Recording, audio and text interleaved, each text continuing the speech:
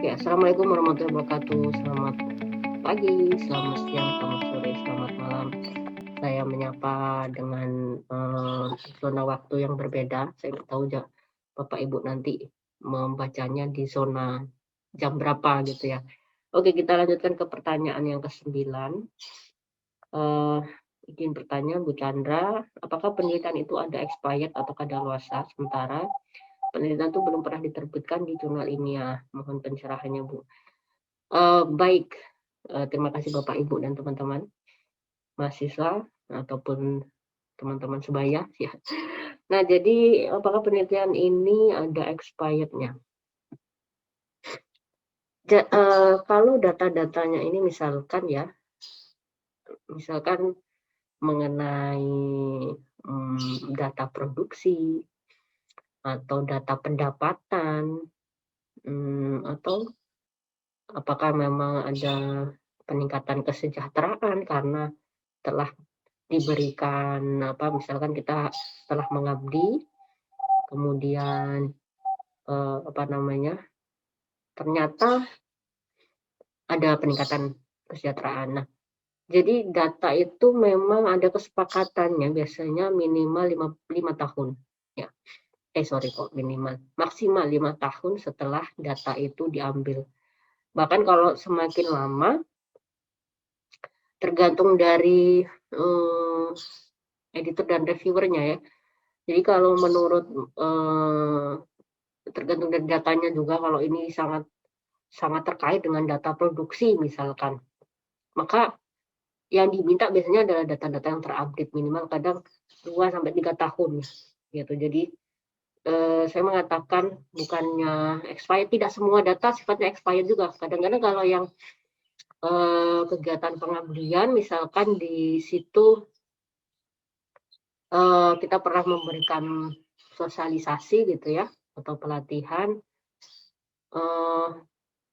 selama belum ada perubahan sih masih bisa digunakan. Cuma umumnya kan secara logisnya begitu ya Bapak Ibu. Kalau sangat lama sekali misalnya kita sudah memberikan sosialisasi mengenai pembuatan kerupuk ikan gitu ya. Tahunnya itu udah tahun 2010 misalkan, sedangkan sekarang udah 2018, 2019. Apakah masih menggunakan alat tersebut? Nah, itu juga menjadi pertanyaan nanti ya. Bagi reviewer juga pasti akan berpikir, ini sudah 9 tahun masa nggak ada perubahan gitu, jangan-jangan itu sudah usang metodenya. Nah, seperti itu ya. Jadi memang sarannya dari dari secara etika penulisan kita melihat datanya dulu, paling tidak 5 tahun ya dari data itu diambil gitu. Kalau sudah lebih dari 5 tahun tuh biasanya ya akan diminta beberapa penambahan atau pembaruan mengenai data kita. Misalkan akhirnya bisa jadi tidak ditolak tapi major revision ya. Major revision terkait dengan data-data yang harusnya bersifat update, nanti akan diminta ini kira-kira, tidak semuanya biasanya, tapi dilihat apakah memang data-data ini harusnya update. Nah, kalau sudah harus update berarti kita perlu ke lapang lagi biasanya untuk melihat kondisinya, perubahannya apa. Jadi bisa sih tergantung datanya. Jadi saya menyarankan tetap aja sekarang langsung dicoba ya Bapak Ibu dan teman-teman, dicoba biar kita tahu apakah data kita sebenarnya masih bisa berfungsi atau enggak gitu.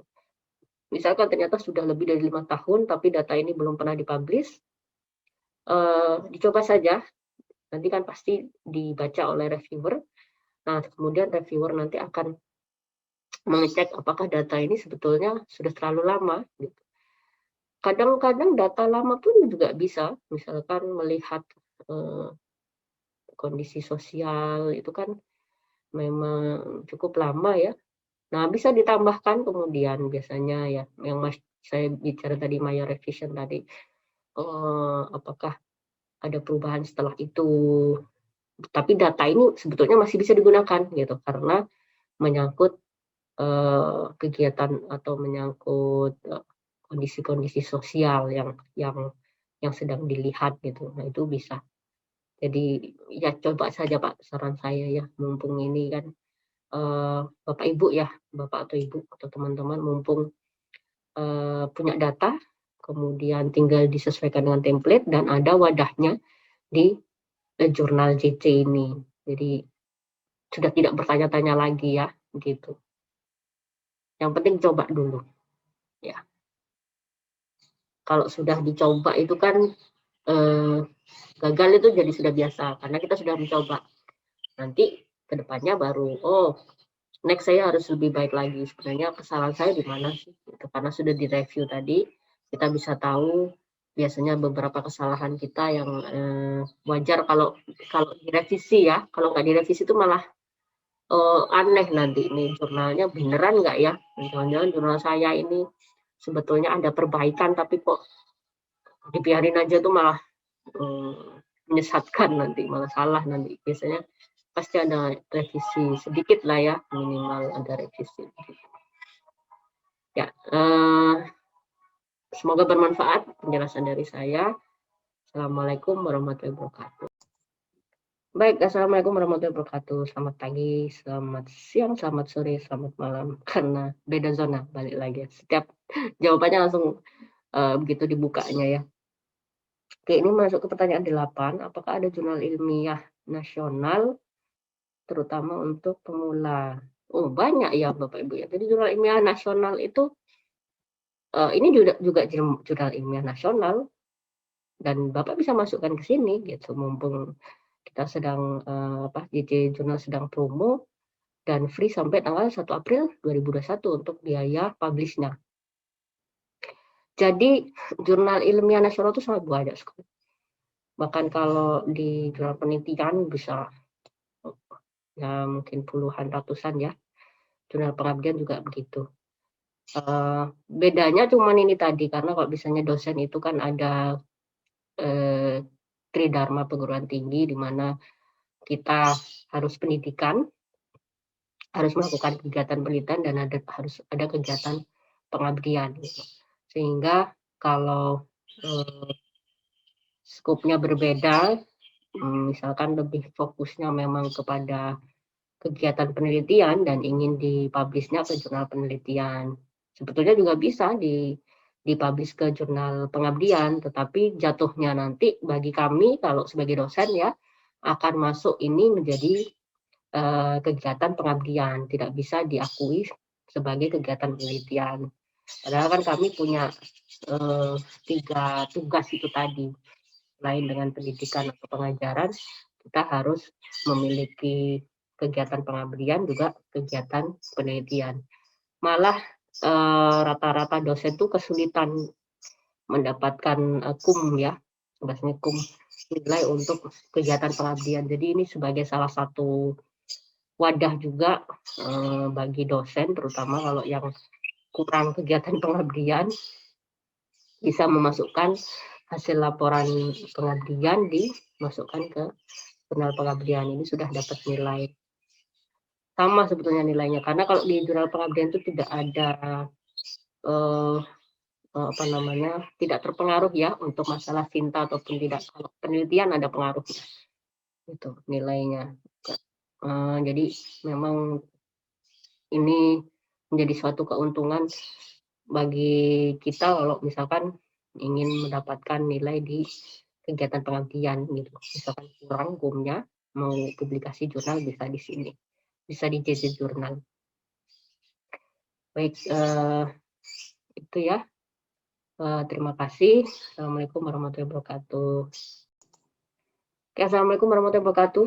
Saya menyapa lagi. Selamat pagi, selamat siang, selamat sore, selamat malam untuk zona waktu yang berbeda antara kita ya. Saya masuk ke pertanyaan yang ke-7. Saya sedang persiapan membuat tesis. Oh, berarti S2 ini ya. Apakah tesis ini nanti dapat saya publikasikan dalam bentuk jurnal ke JC? Pada dasarnya kalau hanya, jadi ini ya Bapak Ibu atau teman-teman mahasiswa, karena skupnya ini kan jurnal pengabdian. Biasanya tesis itu mensyaratkan di dalam persyaratan akademiknya itu jurnal penelitian ya yang diwajibkan. Nah, kalau ada penulisan seperti itu maka nanti takutnya tidak diakui. Jadi bukan saya ini ya tidak memperbolehkan, tetapi kalau ini nanti dijadikan keperluan syarat untuk kelulusan, sebaiknya dicek dulu persyaratannya. Misalkan seperti ini, harus diterbitkan kepada jurnal nasional. Kalau hanya seperti itu, boleh sebetulnya, jadi bisa penelitian atau penelitian. Tapi kalau nanti penulisannya itu harus diterbitkan hasil karyanya ini ke dalam jurnal nasional, jurnal penelitian nasional yang biasanya ada ya apa namanya biasanya kalau penelitian memang ada terakreditasi Sintas 1, 2, atau 3. Nah, seperti itu, maka saya tidak menyarankan Bapak Ibu atau teman-teman mahasiswa memasukkan ke jurnal ini gitu. Nah, nanti bisa tidak diakui kalau penulisannya dimintanya adalah jurnal penelitian. Biasanya memang ada tulisannya ya jurnal nasional penelitian gitu. Tapi kalau tidak ada syaratnya, yang penting harus terbit di jurnal nasional, gitu saja sih bisa gitu masuk ke JC. Atau memang karena tidak terpengaruh, bukan sebagai syarat kelulusan gitu ya, kemudian mau memasukkan bagian dari tesis Bapak Ibu atau teman-teman, bisa juga sepanjang itu tidak menyalahi persyaratannya ya. Saya takutnya nanti kalau boleh ternyata di syaratnya memang tidak boleh, karena kalau syarat kelulusan itu kan munculnya kebijakan dari institusinya, bisa jadi berbeda gitu antara perguruan tinggi satu dengan yang lainnya berbeda, bahkan kadang fakultas satu dengan yang lainnya itu berbeda, sangat tergantung dengan kebijakan yang nantinya akan di apa namanya yang diperlukan memang oleh fakultas atau institusinya gitu. Jadi harap dicek dulu ya apakah ini nanti berseberangan nggak gitu. Tapi kalau pada dasarnya nggak ada persyaratan yang khusus, bisa dipublish di sini. Ya. Baik, itu semoga bermanfaat. Assalamualaikum warahmatullahi wabarakatuh. Oke, assalamualaikum warahmatullahi wabarakatuh. Kembali lagi, saya mengucapkan salam lagi, selamat pagi, siang, sore, dan malam. Karena kita berbeda zona waktu, bisa jadi dibaca malam, atau bisa jadi uploadnya malam gitu ya, baru dibaca pagi, sedangkan saya sedang merekam ini di siang hari. Itu pertanyaannya ke-6. Ini bukan pertanyaan sepertinya ya. Mudah-mudahan saya bisa mendapatkan buku dari Bu Chandra karena sama dengan saya disiplin ilmunya, yaitu bisnis perikanan. Saya nggak tahu ini dengan siapa, Bapak, Ibu, atau teman-teman mahasiswa.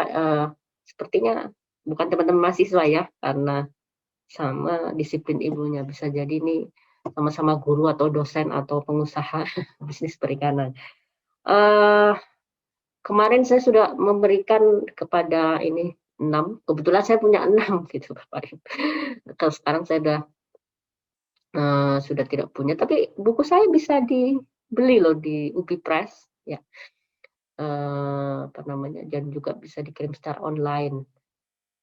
Bisa ada di Shopee juga, di Tokopedia Bapak Ibu. Jadi kalau sekarang itu kan zamannya sudah bisa pengirim tidak harus datang ke lokasi ya, tapi bisa dikirimkan secara online.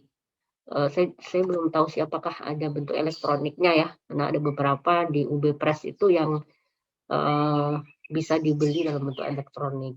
Monggo Bapak Ibu atau teman-teman yang berminat dengan buku saya bisa klik di ubipress.com untuk membeli. Termasuk dari buku-buku dosen dari Universitas Brawijaya ya, ada di sana rata-rata. Terima kasih atas apresiasinya karena sama-sama satu disiplin ilmu. Semoga apa namanya bisa bertemu mungkin suatu hari nanti. Amin. Dan Semoga ilmu yang saya berikan bisa bermanfaat bagi Bapak Ibu semua. Oke, Assalamualaikum warahmatullahi wabarakatuh. Oke, Assalamualaikum warahmatullahi wabarakatuh. Selamat pagi, selamat siang, selamat sore, dan selamat malam karena kita bertemu di beda zona ya. Kalau di saya sekarang masih sudah siang, jam 12:30. Jadi ini selamat siang yang sama dengan zonanya dengan saya ya. Oke, saya lanjut ke pertanyaan kelima. Nah, pertanyaannya, kalau saya mau mencoba mengirim tulisan atau naskah ke jurnal JJ, bagaimana caranya? Apakah seperti yang dijelaskan oleh narasumber Bu Chandra Adi Ityas? Ya, betul sekali Bapak. Bapak Ibu atau teman-teman mahasiswa langsung aja coba langsung daftar. Kemarin saya menugaskan untuk register ya. Kalau sudah register, sudah langsung submit. Modelnya persis sama dengan yang saya contohkan karena saya mencontohkan ini ya JJ Jurnal ya Bapak Ibu ya untuk submission-nya. Tinggal masuk ke link, klik di klik di Google-nya www.jurnalpengabdian.jj gitu ya. Nanti akan langsung muncul linknya. Jadi Bapak Ibu dan teman-teman semua yang kemarin sudah mengerjakan tugas harusnya sudah register, sudah punya akun, langsung bisa submit gitu. Mumpung free ya, baik ini monggo ditunggu Bapak Ibu dan teman-teman semua. Semangat membuat jurnal biar hasil karya kita itu tidak terbuang percuma ya. Ya, Assalamualaikum warahmatullahi wabarakatuh.